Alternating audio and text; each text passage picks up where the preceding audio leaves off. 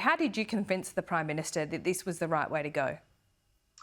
I had conversations with the Prime Minister along with my good mate in Brad and Gavin Pearce from the start when we were elected about our view for what we think should happen in the veteran space and definitely within suicide prevention. And I've been working with the Prime Minister.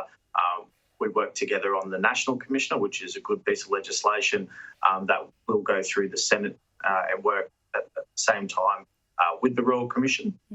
And we just explained to the Prime Minister how important this is. I've buried far too many of my mates. Mums and dads have buried too many of their sons and daughters. Brothers and sisters and spouses have buried too many of their loved ones as well. This is something that needs to happen, and I'm glad it's happening. It's a mixed emotions time for myself and many veterans around the country, but we welcome it, and now we need to get the terms of reference squared away so this Royal Commission can get on with the job. Yeah, how do you feel about it, Phil? This must bring up some, I guess, memories for you that you may have packed away in a box to deal with it maybe another time, or perhaps you've dealt with it and moved on. This in itself might bring up some pretty raw emotions for many people. Yeah, definitely. I don't think you can, pack this away and move on. This is something that we live with every single day. And, guys that I've served with in Afghanistan survived the war and come home and succumbed to their war within and died by suicide. It's really emotional when we think about that. When you fight in a war, you accept the consequences that you could be wounded or you could die. But when you come home, you don't think that you could succumb to the war within here. And we've buried far too many people.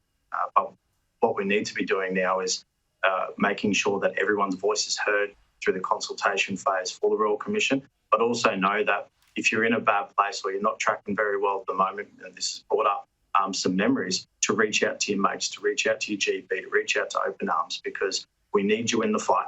We need you to be here, and we need you to make sure that this Royal Commission terms of reference are good and they get on with the job, and also the National Commissioner, which will take over, and I'm sure that we'll look at the recommendations and implement them after the Royal Commission.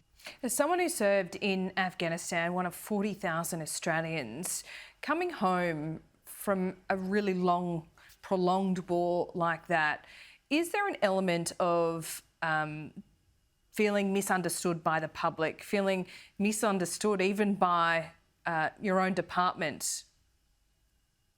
I think that it's an adjustment period that we haven't mastered yet. Vietnam veterans saw the same thing. Any sort of any prolonged war, you see the transition phase from defence to civilian life be quite challenging. And when you're transitioning out, you feel a loss of tribe, and the brotherhood, the family is when you're in defence, and then you feel like can't relate. And it's something we need to do better and work on. And I know that the Joint Transition Authority will look at that. And I went into a dark hole for many years, and I didn't think I was going to come out. I would have been a statistic if it wasn't for the love and support of my wife Jenna and some very close mates that gave me a big kick in the bum and refocused my purpose. Having something meaningful in my life and something to love, something to get up in the morning to do, and then realise that I am just like everyone else. I'm not unique. I'm not special. I fought for our nation like many other people. And now in civilian life, I've got to take those skills and use it. But we're all in this together.